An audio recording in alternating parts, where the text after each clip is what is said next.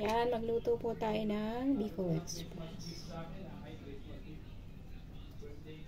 Olive oil po yan, olive oil.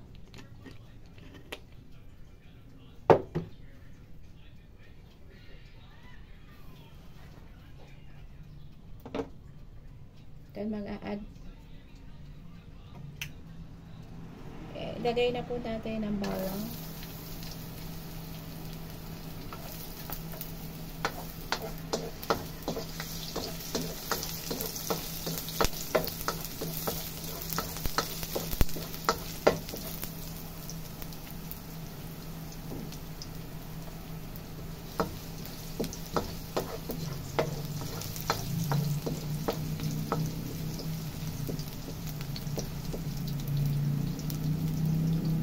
Huwag na natin siyang tutungin. So, i-add na natin yung sibuyas.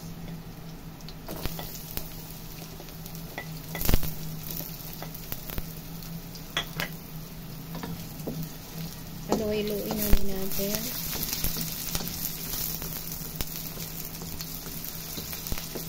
Dalawang uri ng paraan.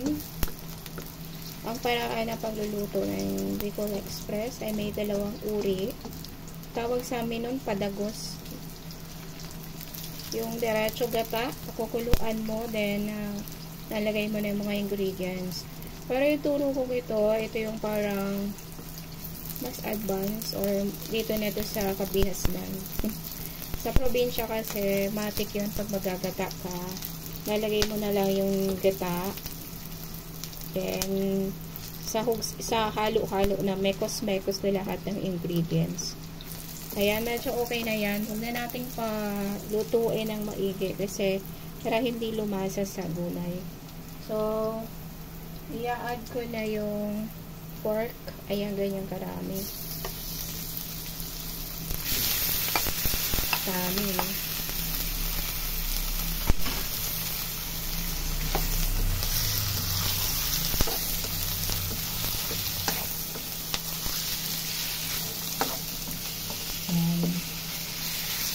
Add natin salt. Add tayo ng salt. Maybe lang.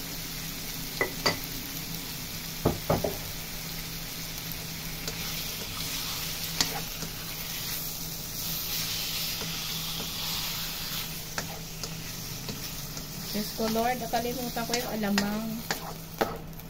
Nakalimutan ko yung alamang. Talagay natin siya dyan sa gilid. Mag-a-add ako ng konting olive oil dito sa gilid. Nakalimutan ko kasi igisa yung alamang. Nakalimutan ko. So, mag-a-add ako ng 5 piso to. Nabili ko sa palengke. Na ba, shrimp paste or alamang. Hindi ko siya ubusin kasi marami at baka maalat. So, igigisa-gisa ko siya.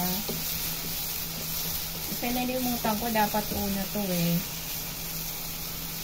Unahin ko muna siya. Ay, i-side ko muna yung mga baboy. Ayan, igisa-gisa ko siya. Igisa-gisa.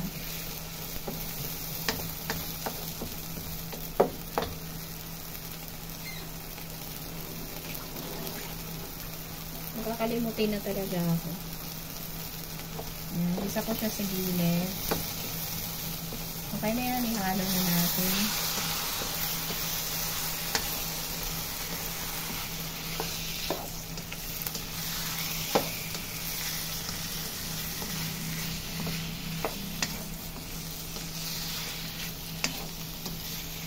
Wala kasi ako nakitang walang food coloring yung alamang. So, yan ang nakita ko. Mas prepared ko sana yung walang food coloring. Kasi alam niyo mga lalabs, yung ganyang color ng bagoong, may food color yan. Kasi ang natural color niyan is, yung puti.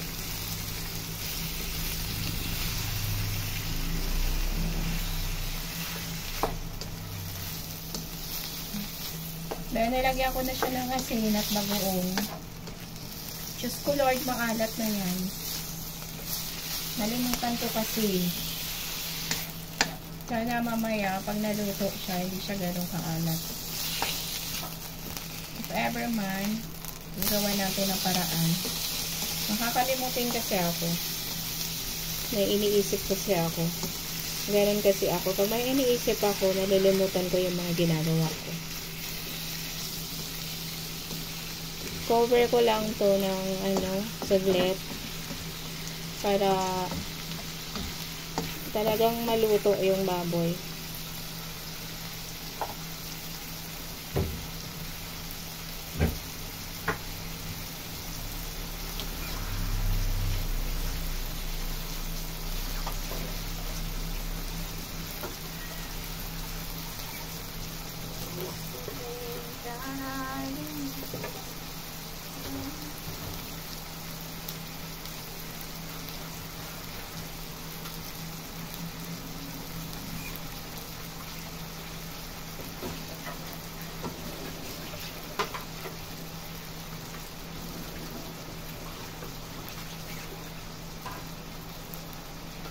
Hinugasan ko muna yung takip.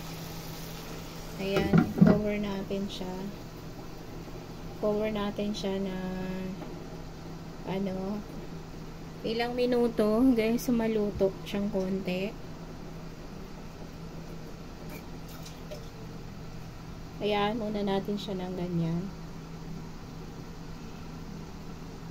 Okay na ganda pag nagigisa tayo ng ganyan. Pag tinatakpan natin, parang nai-steam yung niluluto natin. Kaya, mas nagiging parang mas mabilis yung pagkaluto niya. Compare sa naka-open, sumisingaw kasi. At least yan, yung init, umiikot lang sa loob ng kawali or sa loob ng lutuan. So, kaya naman yung kaya tinatakpan ko para mas mabilis siyang maluto. Kung mapapansin nyo, mabayan yan, magwo-water yung pork, kaya nakikita nyo, nagpo-water na siya. Lumalabas na yung natural na katas ng baboy. Then, hayaan natin siyang iluto sa sarili niyang katas. Hayaan natin siyang maluto sa sarili niyang katas. Para kahit papano, yung natural na flavor ng pork, inaandun pa din. So, yan. Silipin ko.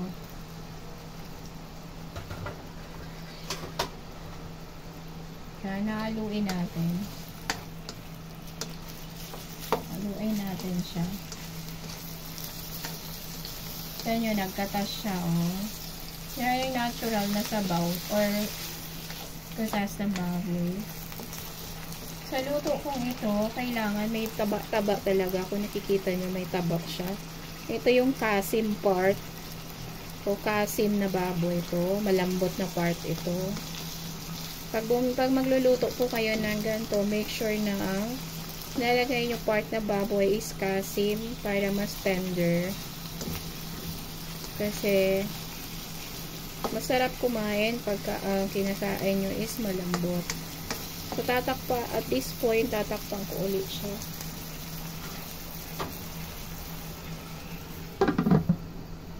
Hayaan ko ulit siya maluto. So, hayaan natin siyang maluto ng ganyan. So, maya-maya, i-add na natin yung i-post ko muna. So, ayan, medyo naano ko na siya, na pakulo ako ng konti. I-add ko yung sitaw, ayan, sitaw. Hiniwa-hiwa ko yung maniliit. Bigay lang to sa amin ng asawa. Bigay lang to sa asawa ko. Yung sitaw. Ayan. May kaibigan siyang may tanim ng sitaw. Binigay sa kanya. Actually, pag kami nagluluto nito, mas lamang ang sitaw kumpara sa baboy. Pero this time around, medyo baliktad siya. Hindi talaga medyo. Sadyang baliktad. Ang nangyari, parang sahog na lang yung sitaw. Kasi mas nangibabaw yung baboy. Kasi wala yun lang talaga yung sitaw na binigay sa amin. Hindi na ako bumili. Kasi, alam niyo mga lalabs, bawal din sa asawa ko yung beans. Any kinds of beans, bawal sa husband ko.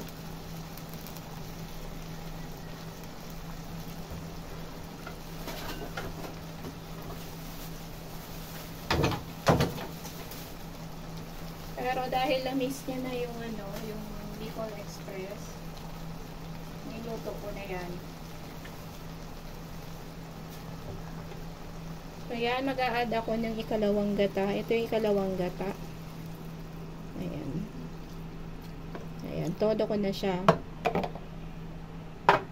Todo ko na lang siya na para kahit papano hindi man ma-cover ng maayos yung baboy natin. At least, maano siya, tawag dito, maluto siya niyan. So, ayan lang natin yan. Tatakpan natin ulit yan. Yan, tatakpan uli natin. At this point, antayin talaga natin siyang maluto. Pakukuluan natin yan ng medyo matagal. Hindi ko masabi kung ilang minuto ko ito mapakukuluan. Gaya ng sabi ko, pag nagluluto ako nito, tansyado ko lang talaga. Tinitingnan ko yung meat kung luto na as well as yung gulay. Mas masarap yung sitaw, medyo parang durog. Kasi ganun ang kinalalabasan ng luto namin yan. Parang medyo durog-durog yung sitaw. Ganyan yung Bicol Express namin. So, gaya ng sabi ko, pag nagluluto kami niyan, mas marami ang sitaw. Pero, itong luto ko ngayon, dahil hindi naman talaga kami pwede sa sitaw, lalo yung asawa ko, kasi mataas yun sa uric acid. Mataas yun sa, bawal sa may mga uric, kaya hindi na ako nag-add pa doon sa binigay ng kaibigan ng asawa kong sitaw. So, antayin natin yan, mag-simmer, maluto. So, balikan natin mamaya. So, habang iniintay natin yung maluto, pwede tayo maghugas ng mga pinagamitan natin, or pwede tayo magsaing para later on, kakain na lang tayo. So, balikan natin yan mga lalab. Ayan, check natin.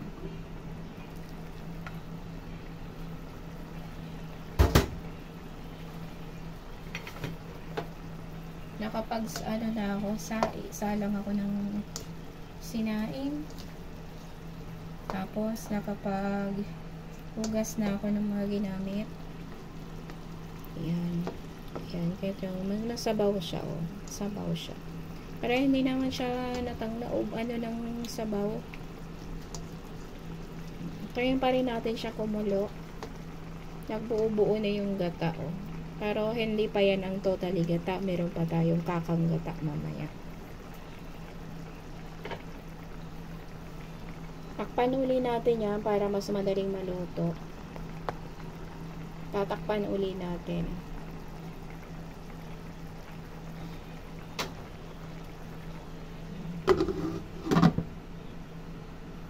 So, balikan uli natin yan maya-maya.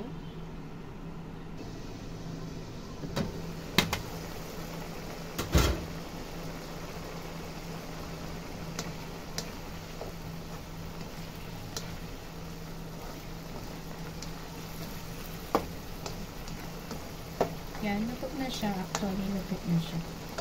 Malalaman nyo pag luto na yung baboy kasi ano na siya. Pag ginanon mo, pinurot mo, malambot na. Pakulang pa natin ng konti.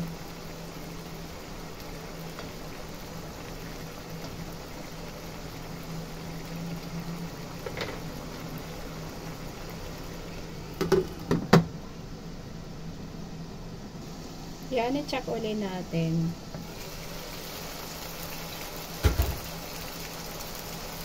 Yan, medyo nag-subside na yung sabaw. Naiga-iga na siya, oh.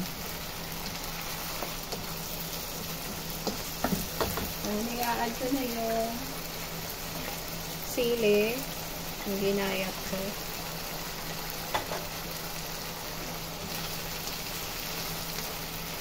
Hindi ito matatawag na Bicol Express kung hindi siya maraming sili. Yan. At Sabi niyo overcook na yung sitaw. Yes, yan pong hinahanap natin, medyo overcook. Pero gaya ng sabi ko, mas masarap kung marami ang sitaw. Then, at sa ganyang punto, hayaan ko na yung kakang gata.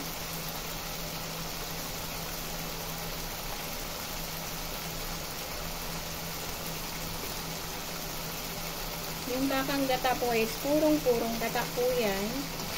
Ayan, wala na po siya. Ganyan po yun, pwede niya natin i-add yung kakang gata. Purong gata po yan. Buhos na po natin.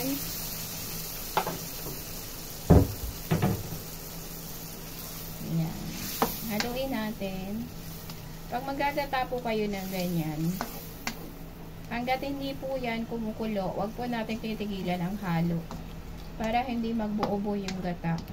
Mas maganda kasi yung gata niyan, talagang makoat yung karne. Ganyan po kami magluto sa Bicol. So, yun ang natutunan ko sa tatay ko. Tatay ko lang naman kasi nagturo sa akin na magluto kasi wala naman po ako nanay. Yung ate ko rin, yun, yung ate kong nasa langit na noon, tinuturuan din ako niya magluto. Unti ng sitaw. Mas masarap sana yan kung maraming sitaw. Kaya so, bawal ang sitaw, kaya tama na yung konti. May nagbigay kasi sa asawa ko ng sitaw. Sayang naman kung hindi namin gagamitin. Sa Bicol, mga lalabs, dalawa ang uri ng Bicol. Marami talaga Bicol Express na tinatawag. Pero dito kasi sa Kabihasnan, kukunti lang ang alam nilang Bicol Express. Pero sa amin, ang Bicol Express talaga, purong baboy, nilalagyan ng sili, na ganyan. Yan ang Bicol Express sa amin. Dito sa Kabihasnan, na-experience ko na Bicol Express, yung puro sitaw, tapos may sahog na baboy. Pero dahil binigyan kami ng sitaw, at ayoko naman siyang masayang, so sinahog ko na siya dyan, mga lalabs. So, meron din kaming Bicol Express talaga sa Bicol na ang ginagataan is puro sili lang, mga lalabs, puro sili lang ang ginagataan. Diyos ko Lord, pag yun ang natikman nyo, ang sarap-sarap. Kami pag nagluluto kami ng gata, ganyan, hindi namin tinitigilang haluin hanggat hindi siya kumukulo. Yun kasi ang sikreto para hindi mamuumuo yung gata. Alam nyo, pag na-experience ko nung araw, bata pa ako, pag nagluto ako ng gulay, sabi ng tatay ko, sabi ni Papa, hindi mo to hinalo kasi humiwala yung sabaw sa gata. Ganun kasi yun, nakikita talaga yun. Believe me. Yung mga gata po na ganyan, humihiwalay po yan sa mismong tubig niya kapag hindi nyo hinahalo. Kaya mas maganda, ang nagagata kayo, halu-haluin nyo yan hanggang kumulo. Pag kumulo na yan, ibig sabihin yan, fully incorporated na yung sabaw natin. Kaya nakita nyo, diba, napakalapot. Pero hindi natin nahayaan na ganyan ang luto lang natin. Paiigain pa natin yan or pababawasin natin yung sabaw. Hayaan natin muna siyang kumulo. Pero this time, titikman na natin kung ano ang lasa niyan. Since kumulo na ba na yung gata, hindi masisira ang mga tiyan nyo kung kayo ay may problema sa gata. Titikman ko. Kami lang naman kakain nito, mga lalab. So, hindi na ako mag-iinarte na kukuha ng kutsara. Dito na lang ako titikim mo.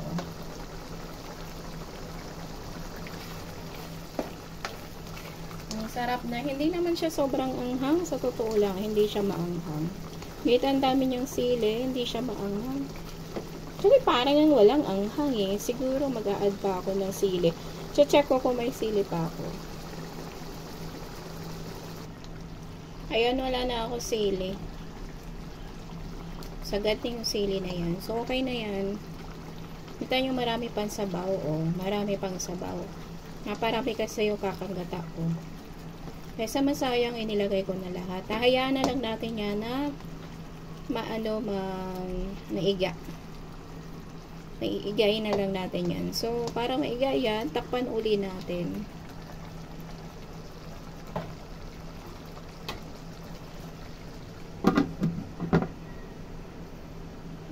Balikan natin yan mamaya.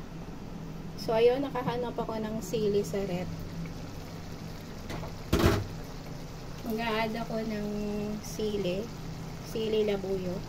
Kaya-cut ko lang siya ng ganyan. Paano kasi matatawag na Bicol Express na kung hindi maangkan? Ayan. Kita nyo, ibang-iba yung luto ko sa luto ng iba, no? Ano, so makikita nyo sa karinderya. Kita nyo sa akin, no? Sobrang lapot ng sabaw. Yung gata yan. Mamaya, pag pinatay natin yung apoy, mapapansin nyo yan, parang magmamantika. Ganun talaga kasi sa amin sa Bicol. Minsan nga, kung nagluluto kami, 2 nyug, 3 nyug. Pag isang nyug lang, Diyos ko Lord, parang ang konti, hindi masarap. Pero ito nga isa lang to eh. Pero nakuha kasi talaga nito yung purong gata is because of pinagata ko to sa palengke. Yung kinakayod. Kinayod and gata naman na to. Malinis naman yung binibilhan ko sa mga tools niya sa palengke. Kaya okay lang yan. Tsaka sabi ng tatay ko, naluluto naman daw yan. Pag naluto, yung mga galing sa palengke, namamatay ang bakterya kung mayroon man. Kung napapansin nyo, ayan o, nagmamantika na siya. Nandyan sa gilid, ano po. So,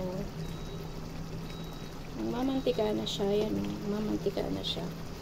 Kita nyo yan, nagmamantika na o. Nagmamantika na siya o. See, nagmamantika na siya o.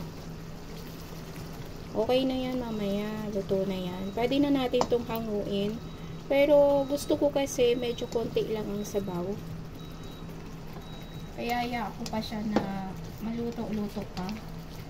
Tikman ko nga kung maanghang na. Pag hindi, dudurugin natin yung sili. Ayan na, tikman natin ganyan. Parang walang sili. So, gagawin ko, dudurugin ko yung sili.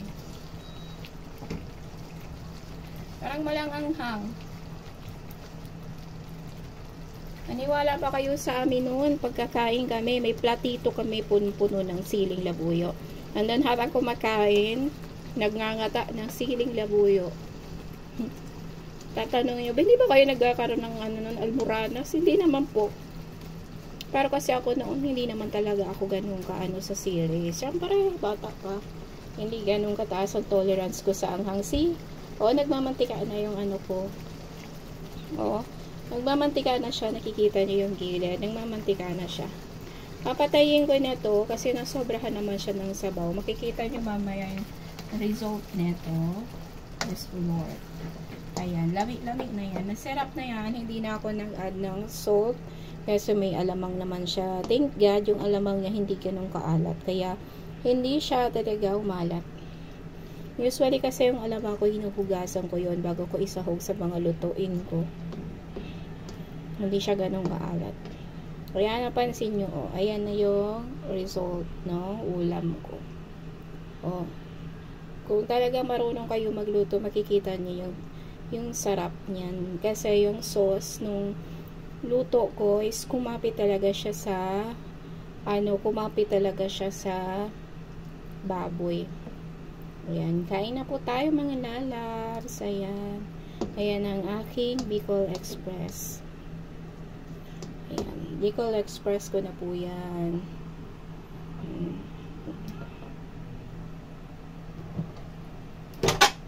Para makita nyo yung yung result. Ayan, lagay natin dito sa mangkok ko.